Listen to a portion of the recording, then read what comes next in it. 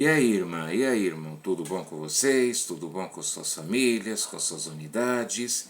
Eu espero que sim, claro, que esteja tudo ótimo com cada um de vocês. Então vamos para a leitura dessa semana, que é do Vem Segue-me, que é segundo Nef, do capítulo 26 ao capítulo 30. E do capítulo 26, o que nós podemos aprender, pelo menos o que eu aprendi, é claro. Claro que vocês vão conseguir muito mais, ou compartilhem aí nos comentários. O Nef, no capítulo 26, ele fala a respeito da profecia de que Cristo, após encerrar seu ministério lá em Jerusalém, lá depois ele fazer expiação, né, dele se expiar pelos pecados de todo mundo, ele viria aqui para as Américas, porque ele havia dito: eu tenho outras ovelhas que não são deste aprisco. E aí ele, Nef, profetizou que o Cristo iria vir aqui para as Américas. E Nef ficou pesaroso porque ele teve uma visão. Ele viu que muitos de seu povo acabariam sendo destruídos, porque ele viu que muitos iam estar em iniquidades, e ele profetizou os sinais, como vemos no versículo 7. Nef até exclamou: ó, a dor e angústia de minha alma pela perda daqueles de meu povo que serão mortos. Pois eu, Nef, vi essa perda e ela quase me consome na presença do Senhor. Devo, porém, clamar: meu Deus, teus caminhos são justos. Por mais então pesar que Nef sentiu pela destruição de seu povo, os que iriam ser mortos na ocasião na vida de Cristo aqui na terra, porque nós vamos ver mais para frente, né, os sinais que foram profetizados pelos demais profetas depois de Nef, mas muitas cidades foram destruídas, queimadas, algumas submersas na água e outras até foram colocadas montanhas em seu lugar, porque a iniquidade estava muito grande. Mas aí Nef, ele, mesmo assim, ele teve a humildade de reconhecer que os caminhos do Senhor são corretos. E ele viu, porém, que aqueles que eram justos iam ser preservados e iam poder ver Cristo ministrando aqui nas Américas. No versículo 9, perdão, Nef ele fala: mas o filho da retidão aparecer-lhes-á e curá-los-á, e eles terão paz com ele até que 3 gerações se tenham passado, e muitos da 4ª geração hajam terminado seus dias em retidão. Isso também é uma coisa que mais para frente nós iremos ver, que as gerações que vieram aqui após a vinda de Cristo aqui nas Américas, até a 3ª geração todos ficaram em retidão. Alguns da 4ª geração, mas depois eles voltaram à iniquidade novamente. Então, e Nef também no versículo 14, ele profetizou sobre os últimos dias, ele disse quando as coisas seriam reveladas, ou seja, da restauração do Evangelho nesses últimos dias. Aí nesse capítulo 26 que eu anotei, como vocês podem ver, né, tem a minha colinha aqui, aí fala, Nef também fala a respeito de ter caridade. Se nós não temos caridade, nós não somos nada.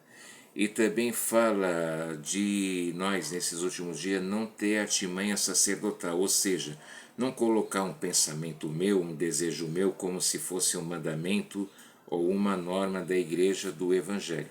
E que o que a gente faz na igreja, nós não trabalhamos por dinheiro, mas sim por Sião.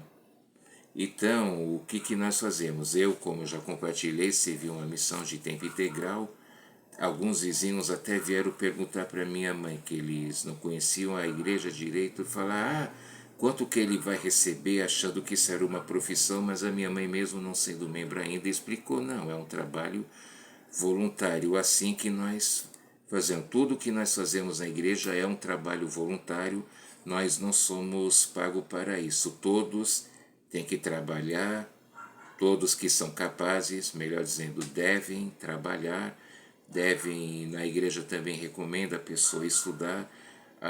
Um chamado, um cargo na igreja não é uma profissão, ou seja, nós servimos voluntariamente.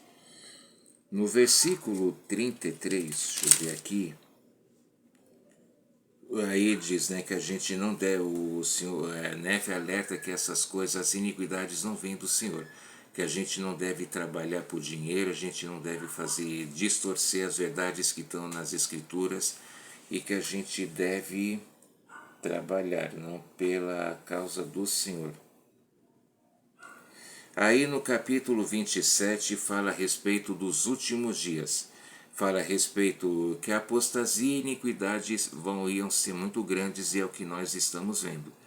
Né? A gente, quantas tragédias nós estamos vendo acontecer, quantos incidentes, quantas pessoas sendo assassinadas, e por motivos, claro, utópicos. Nenhum motivo existe para uma pessoa matar outra, mas a gente vê situações terríveis acontecendo, e fala que e as verdades sendo distorcidas, as pessoas, para ter os louvores do mundo, ficam distorcendo. Isso não é mais pecado, isso é correto, isso era no tempo antigo, a realidade agora é outra, hoje em dia não tem mais isso, mas não. E aí no versículo 27 fala a respeito do livro de Mórmon.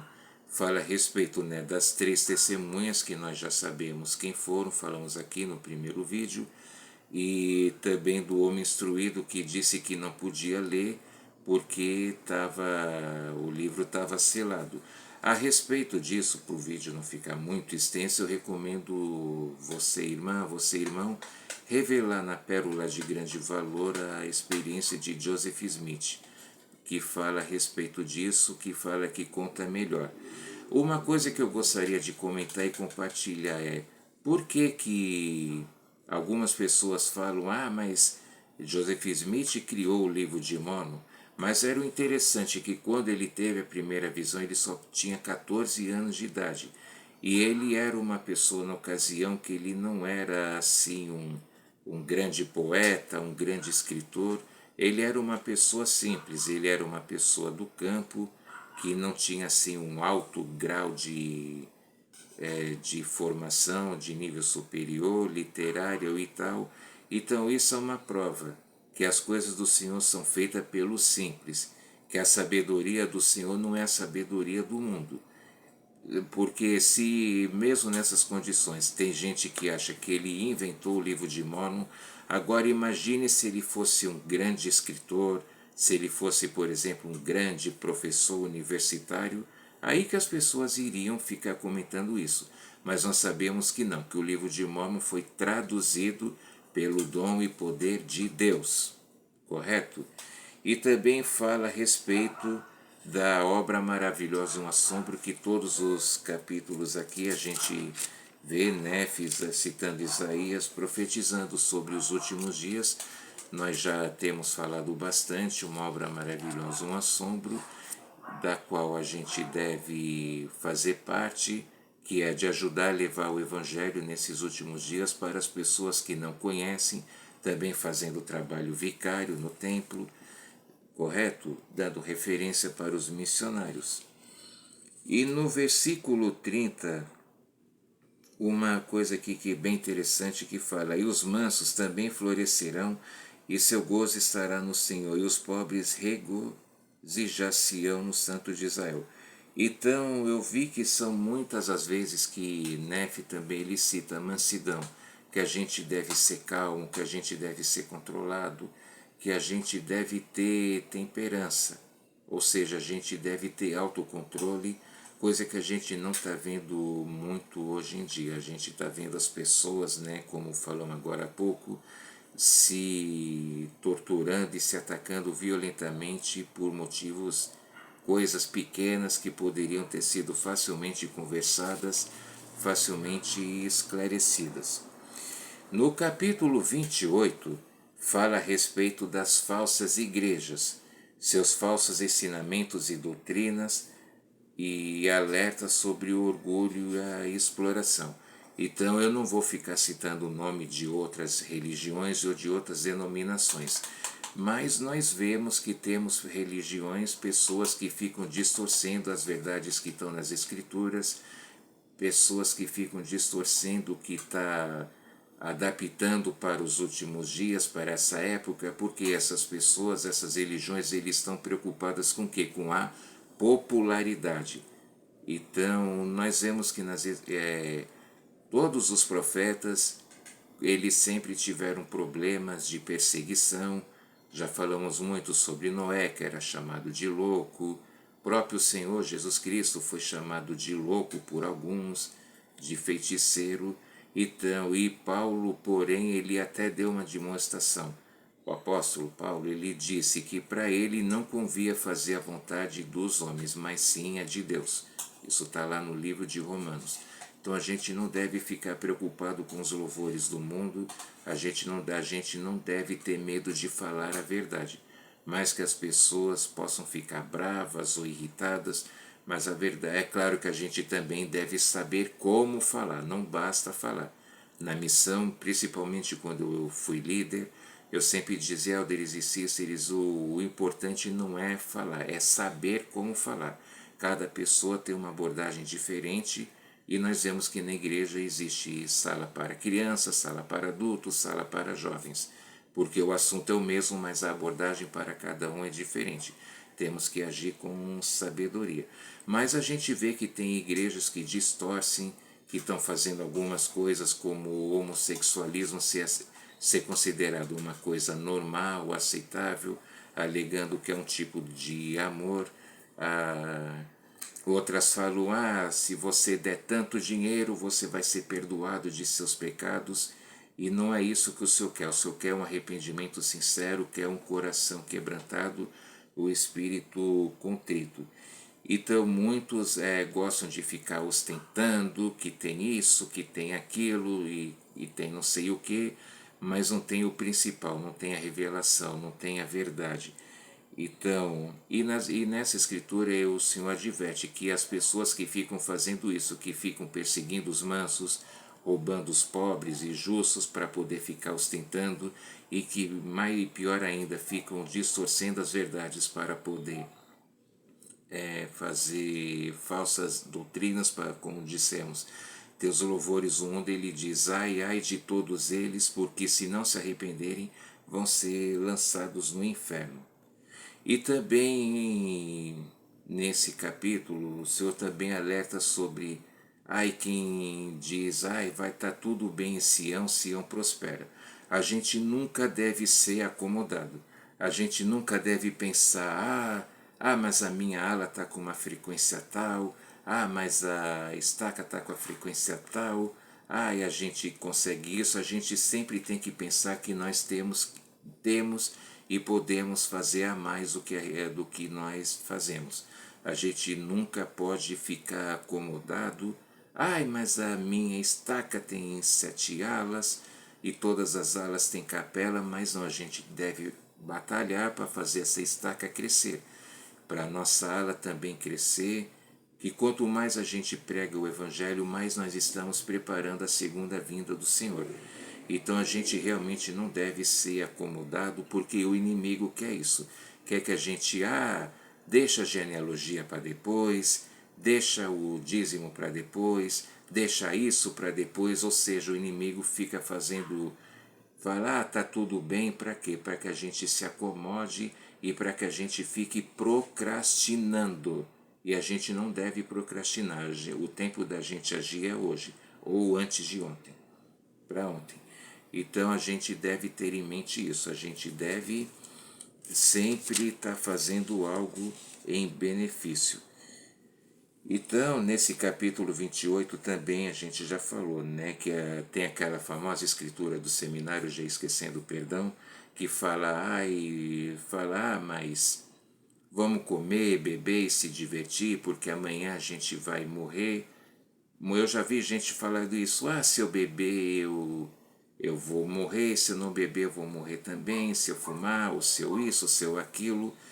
E outras religiões ensinam, se você tiver com alguma culpa, você vai passar por um período, uma provação, um purgatório, e aí depois de ser castigado você vai poder entrar no reino dos céus. Não, a gente deve se arrepender aqui ainda em vida. A gente não deve, como falamos, procrastinar. A gente deve falar isso É sempre. A gente nunca deve deixar nada para depois, correto? Aí no capítulo 29 está falando a respeito da Bíblia e também do livro de Mórmon. Na escritura famosa de Ezequiel, lá no Velho Testamento, que fala, né, a vara de Judá e a vara de José. E o que é a vara de Judá? É dos judeus, ou seja, a Bíblia é um registro que foi feito lá no outro continente, lá na Ásia, e a vara de José, que é o livro de Mórmon, os Nefitas, ou seja, o registro que está aqui nas Américas. E mais uma vez dizendo, o livro de Mórmon não veio para tomar o lugar da Bíblia. O livro de Mórmon veio para complementar o que a Bíblia nos ensina e para confirmar as verdades do Evangelho. Então, o livro de Mórmon com a Bíblia se tornam um complemento para podermos entender mais sobre o Evangelho, e temos as outras revelações modernas, que são Doutrina e Convênios, a Pérola de Grande Valor, e temos também ali a Rona enfatizando que é a palavra dos profetas vivos para nós nesses últimos dias. Então a gente deve... Muitas religiões falam, mas vocês não usam a Bíblia. Eu mesmo já dei o meu testemunho, volto a dar meu testemunho. Foi depois que eu entrei na igreja que a minha apreciação pela Bíblia aumentou. Eu lembro que antes de eu me batizar, eu até tentei ler, mas eu parei lá em Êxodo 20, todos sabem, é o que fala dos 10 mandamentos, porque eu não entendia aquela linguagem arcaica, tudo para mim era complicado de entender. Mas com a leitura do livro de Mórmon, a minha visão abriu o meu entendimento para poder entender as verdades claras e preciosíssimas que estão na Bíblia, e me cresceram, me aumentaram, e aí eu pude entender melhor. A gente também vê, claro, né, o exemplo de profetas, como eu sempre falo, né, de Abraão, de Noé, de Moisés, Isaías, entre o profeta Samuel, Elias, Eliseu, entre outros. Então a gente, no Novo Testamento, claro, a gente vê o ministério de Jesus aqui na Terra, os 12 apóstolos originais, as cartas de Paulo nas suas viagens missionárias, entre outros. Então nós realmente temos a Bíblia nós aceitamos, é claro, quão correta seja a sua tradução e interpretação. Então nada foi tirado, nada foi removido. A Bíblia nos ajuda a entender, né, o livro de Mórmon nos ajuda a compreender melhor a Bíblia. E no capítulo 30 fala, né, que o Evangelho seria levado aos Lamanitas e que os judeus dispersos vão acreditar em Cristo. Vamos ler o versículo 10, aqui do capítulo 30, que diz assim: Pois rapidamente chegará o tempo em que o Senhor Deus fará uma grande divisão entre o povo e destruirá os iníquos, e poupará seu povo, sim, ainda que tenha que destruir os iníquos com fogo. Então, nesse capítulo 30, mais uma vez, está falando sobre arrependimento. Todos, vamos falar novamente, se a pessoa não tiver cometido os dois pecados imperdoáveis, que é o assassinato a sangue frio, que é o derramar sangue inocente, e se a pessoa não tiver negado o Espírito Santo, que depois de tê-lo recebido, essa pessoa pode se arrepender. Mas eu fiz isso e aquilo, não importa. O Isaías mesmo disse, mesmo que seus pecados sejam vermelhos como o carmesim, eles podem se tornar brancos como a lã. Né? Então aqui também fala a respeito fala dos últimos dias, aqui também fala, né, novamente de ser manso e tal. Então, nos últimos dias, na segunda vinda, o Senhor vai separar os justos dos iníquos. E aqui está falando isso na ocasião do milênio, quando Cristo vier aqui, vai destruir tudo que é iníquo, tudo que é errado. O inimigo vai ser aprisionado, ele vai ficar lá preso, né? Então ele não vai poder ter poder para poder ficar tentando ninguém. e até porque aqui também na Terra só vai ter as pessoas justas, correto? Então o milênio vai ser uma época completamente de paz aqui na Terra. Então, quem é que já não deseja logo que isso aconteça, né? Imagine se o mundo que a gente vive ainda tem, mesmo com tantos problemas, a gente consegue ter tantas alegrias. Imagine o mundo sem nada do que a gente vê que está acontecendo agora. A Terra vai viver em paz e mesmo os animais que são perigosos, hoje no milênio eles vão se tornar mansos, vão ser inofensivos. Todo mundo vai poder, aquele animal que você tanto teme, cada um, claro, deve ter seus animais que devem ter pânico ou até pavor, mesmo vendo em vídeo e tal, mas mesmo os animais, esses aí eles vão ser inofensivos aqui durante o milênio e tal, mas é isso. Essas foram algumas das coisas que eu gostaria de compartilhar hoje com vocês. Espero que vocês gostem. Se você ainda não está inscrito no canal, não perca tempo, se inscreva agora. E se você já é inscrito, compartilhe com suas unidades, com suas famílias, seus contatos. Não se esqueça de sempre, como eu sempre peço, de sempre de consultar seu professor, sua professora da escola dominical e também, obviamente, claro, o presidente da escola dominical. Eu espero que você goste bastante, deixe seu like, deixe seu comentário dizendo o que você achou e tal. Vamos trocar testemunhos e compartilhar mensagens para podermos aumentar e fortalecer nosso testemunho. Eu espero que você tenha gostado. Um grande abraço e até a próxima. Muito obrigado, boa noite.